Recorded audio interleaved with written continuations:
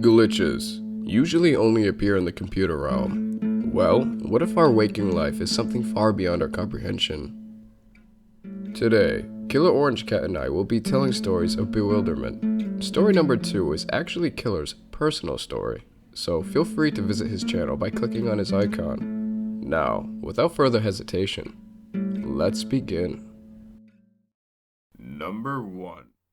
For the better part of a week, my life has been ripped apart again and again. I don't even really know by what, but I recognize the signs when it happens. I've been practicing. I can now spot it in crowds, even a good 3 miles away. The signs are always there, and you need to be ever so vigilant if it ever happens to you. But maybe I should start at the beginning. I say beginning, but I've yet to actually connect all the pieces. If I'm being honest, I haven't really been trying. More on that later. The beginning is as far back as I think is important. About a week and a half ago. I had wrapped up my freshman year of college in New York City. I go to a for-profit school in Midtown Manhattan. It's a small place but efficient for what I'm pursuing. Due to the nature of the program, classes are finished around mid-April. It took me 3 days to pack up and clean my apartment, and then 2 extra hours for the residence director to check me out. I took a taxi across the bridge and all the way to Newark. There wasn't a noticeable amount of traffic. It was Tuesday afternoon, I think. I had 6 bags with me, and I checked them all in. As much as I hate baggage claim, it was pretty much unavoidable. It was just after 3 p.m. when I got through security. My flight was at 6:20 p.m. Eastern Time. I had checked in all my personal electronics, except for my phone. A phone without a charger, I might add. I was bored for 3 hours, but it was pretty normal. I spent the majority of my time staring blankly at the television, rigged on a pillar nearby my gate. Naturally, there was no audio, only the black-barred captions that lagged a good 10 seconds behind what the people actually were saying. It was CNN, so they didn't have a lot of interesting things to say anyway. Piece after piece went by. Trump and Clinton, Clinton and the CIA, something about Ted Cruz, Jeb Bush, and archive footage of Ronald Reagan. Routine CNN stuff. I nodded off for a bit. I hadn't really slept since finals ended. Too busy packing. It was a nice nap, barely an hour long though. Since I had gotten there earlier than most, I had been sitting amongst people who were boarding the flight before mine. When I woke up, they were gone. A few stragglers remained. People who I would later see on my flight. It was normal. I looked up at the television again. There was barely a cohesive picture. The captions were running fine, but the picture was all sorts of messed up. At the time, I thought the reception must have been terrible because the picture was glitching out something fierce. There were brief moments of clarity, and I kept watching. 3 CNN correspondents sat around a glowing table, frozen with smiles on their faces. The picture was ripped apart into pixels by another camera angle, another smile. A woman moved her head and left pieces of her face scattered in pixels. Lines ran through them, decapitating and bisecting them. Pixel distorted faces stuck onto other pixel distorted faces. Faces melted into landscapes. Landscapes melted into faces. An explosion in the desert sprouted from Jeb Bush's head like a pixelized weed. I laughed at this. Ronald Reagan showed up, and his pixeled forehead replaced his eyes. He had no eyes. Then he had no mouth. Ronald Reagan's face was pixel flesh. This went on for some time. It was really amusing to me, and I made a game out of it. Have you ever looked up at the sky and tried to make shapes out of the clouds? Well, I did that, but with the glitches. He looked exactly like the sketch of the Zodiac Killer. I laughed really hard at this. There were other images, like skulls on fighter pilots, but I don't want to linger too much on that. I went home and the glitches followed me. Please understand that I know very little about my situation. I can only relay what happened. I can't even begin to speculate. Maybe it's for the best if I don't know. Okay, I'm stalling. Let me tell you what happened. I didn't notice at first. There were slight discrepancies in my neighborhood. I see them now, but I missed them before.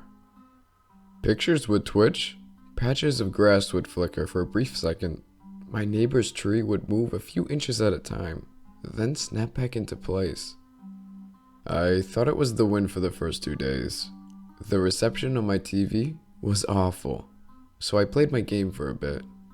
I didn't notice anything until the weekend. Whole blocks would pixelate and twitch for brief moments, and come back different. New paint, new cars, or even new architecture. Once there was even a new family, but no one noticed. No one ever noticed, and I stopped bringing it up. As far as anyone was concerned, the houses had been the exact same way they had always been. I thought I was in the Matrix, but Lawrence Fishburne never came.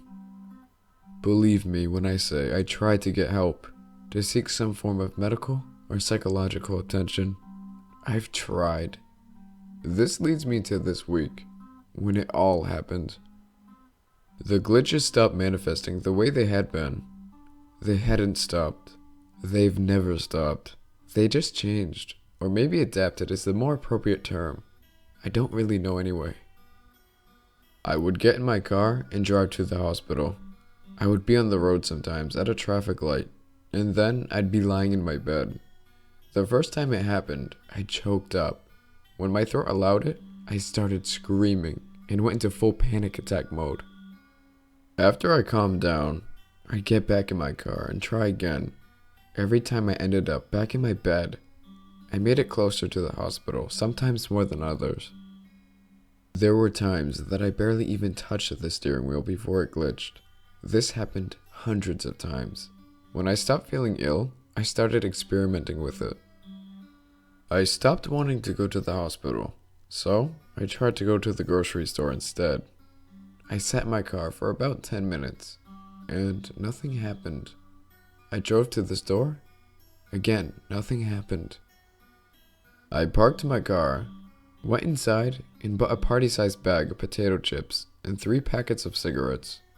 Once again, nothing happened. I called 911 once. I fabricated some emergency and had them dispatched to my house. The ambulance parked outside as I stared at it from the front door. A moment later, though, the door was closed and the ambulance had never come. It was like I never even called them. Whatever it was wasn't letting me leave the house on the grounds that directly involved its nature. I could go about my day, but I chose not to. Instead, I tested whatever it was, and I wish I hadn't. I think I made it angry. I had gone for a walk one afternoon. There's a cul-de-sac near my house where neighbors would throw a lot of block parties with bonfires and everything. I've gone to a few. They were absolutely normal. The established patriarch of our neighborhood is this guy named Bill Fredericks. He's really nice. He and his wife Sharon have lived on the left hemisphere of the cul-de-sac, with a little waist-high white fence outside. They are generally responsible for organizing all the local events. Bill's a stout man, in his early 50s, with some sort of managerial job. He and Sharon were outside watering their plants, and a few neighbors had gathered out front to chat. I joined them, when I probably shouldn't have. "Hey bud, how was school?" Bill has a habit of calling the people he likes bud. He does this with people he dislikes too. There's a tonal difference. I told him about school. He pretended to understand my career. I really like Bill. "That's great. We're glad to have you back," he said. Sharon chirped something inquisitive about my parents. They were out of town. I forgot to mention them. I forgot to mention a lot of things. One of the neighbors mumbled something about liberals. I'm a liberal, I think. We all ignored them. I'm not sure why, but I told Bill that I hadn't been feeling well, that things had been weird lately. He tilted his head and asked me what I meant. "A lovely day for gardening," a voice crackled behind me. It was like the static you'd hear from a child's walkie-talkie, with tonal and pitch variations. When I turned around, I saw another neighbor, Karen Phillips. Beaming from ear to ear, she had a funny expression. And suddenly, the air tasted like copper. "Take a stroll through your local food market, John dear," the static voice continued. It seems like the tone changed. It was like a tuning radio. Her voice was like a tuning malfunctioning radio with terrible reception. There was more distortion, and the air flickered with pixels. I noticed what was so funny about her expression now. It was her eyebrow, the right one. It was angled weirdly, like she was squinting, but she really wasn't. It was sliding down her face like melting wax. Her mouth dropped open and white noise filled the pixel air. Her voice shrieked, far off and through a million radios. "I'm going to fucking die." I blinked, and I was across the street before I knew it. My eyes hurt and my ears were ringing. It took me a moment to realize I was staring directly into a collection of blue and red emergency lights. Bill's picket fence was gone. There was scored earth in his yard, and the front of his house had been ripped away. The heat was still present. The air didn't taste like copper anymore. Where the grass hadn't been burned, and between chunks of debris, there were flecks of red. Charred and blown apart bodies. Bill was on a stretcher, being loaded into an ambulance. He was screaming, and his legs were gone. There was a nearby police officer, and I asked him what happened. I think I was still in shock, though. He said, "The gas line exploded." Sharon and 3 of my neighbors were killed in this accident. Bill lost his legs, and deep inside, I knew this wasn't an accident at all. The glitch used these people as an example. I screamed, and I screamed. The air tasted like copper, and I stopped screaming. I couldn't scream. I was panting inside, because I was running down a street. A different street, the next town over. I was in a crowd of people who were all running away from something that none of us dared to look back at. I blinked, and I was back in front of Bill's house. The wreckage was still there, and an hour had passed. Various incidents have happened since. Too many. I know it's only been a week, but the glitch messes with my time. Everything is blending together, and I'm forgetting my own chronology. I was making a sandwich, then I was stabbing my neighbor's dog. Then I ate the sandwich. After that, the dog barked at some squirrel outside. I spent one night begging my friend for help. Then I never sent the messages. Then I never typed them. Then my friend hanged herself. Then she sent me a picture of her dog. I like dogs. I left my town and kept driving. I made it about 5 miles. Then I was at home, staring into my oven. Then I was running again. The sky was a pale orange and the people were screaming. They were running.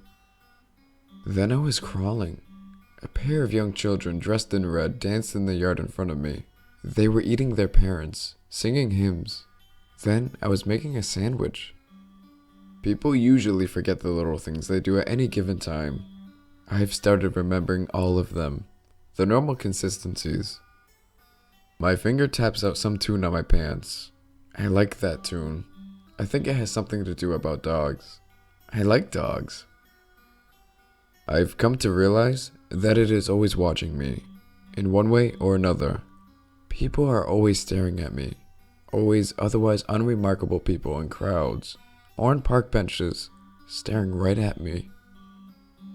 They aren't people though. The glitch doesn't use people. They're like bad copies. Parts of them are wrong.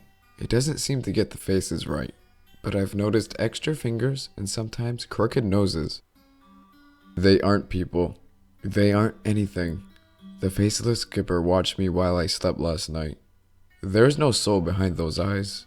Nothing. They're cameras. I'm a hostage to time, and people are dead because of me. That's something I noticed early on. The people that the glitch kills stay dead, no matter what else has changed. It's never me though. I'm never subject to physical harm. Only others. There's more. I've written more. Then I haven't written more. Then I've stopped caring. Then I've tried again. I keep trying. I don't know why, but I want normality. I keep writing for normality, but there's no point. But I post here. I keep posting here. The glitch deletes it every time. The glitch deletes everything I've written. I've written this so many times, and I'm tired. I've forgotten a lot. This is my 57th time posting this here. Number 2. My earliest memory. The earliest thing that I can remember really makes no sense. It's actually the sort of thing you would expect to see in a chintzy horror film or something. But my earliest memory is twofold. I was a child in a playground, playing in a sandbox. After a bit of time, I started feeling very itchy. I recall looking at myself, and there were ants crawling all over my body. I got up, screaming, and tried to shoo all the ants off of my body, but there were just way too many of them, and I wasn't able to get them off. In a panic, I got up and ran off. I honestly don't know where I was running. I was too young, I suppose, to put that in my memory. Anyway, I ran across the street without thinking or looking both ways.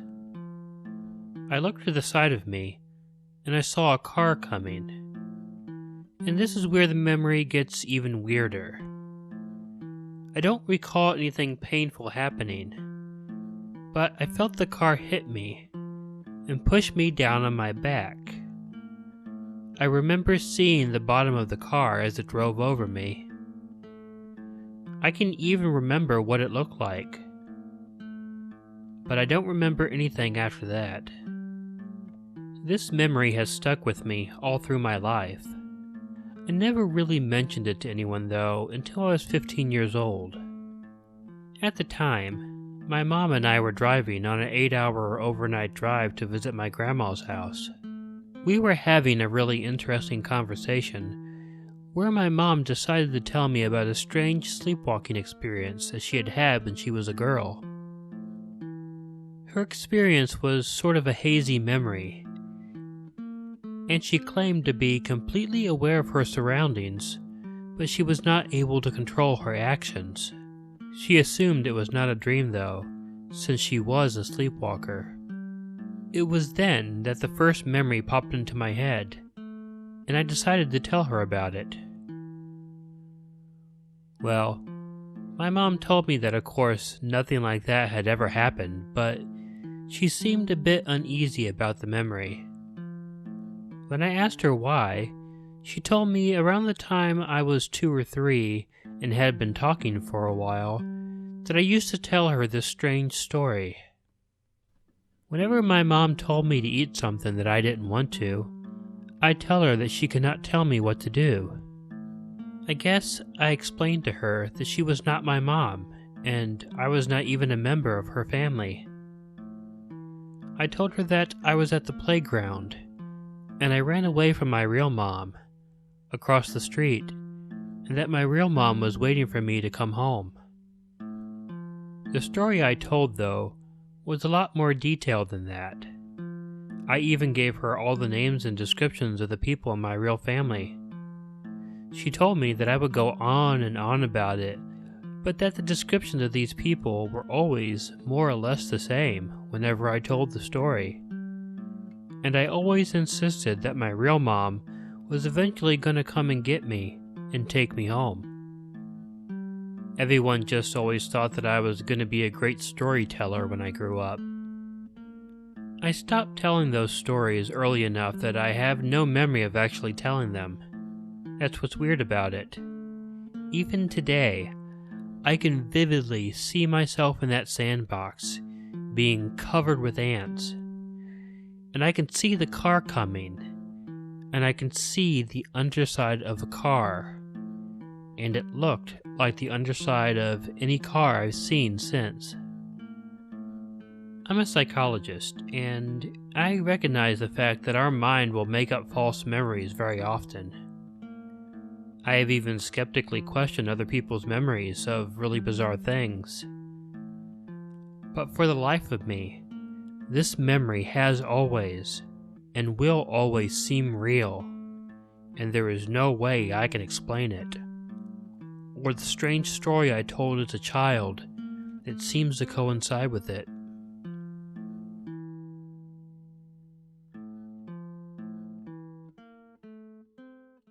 Number 3.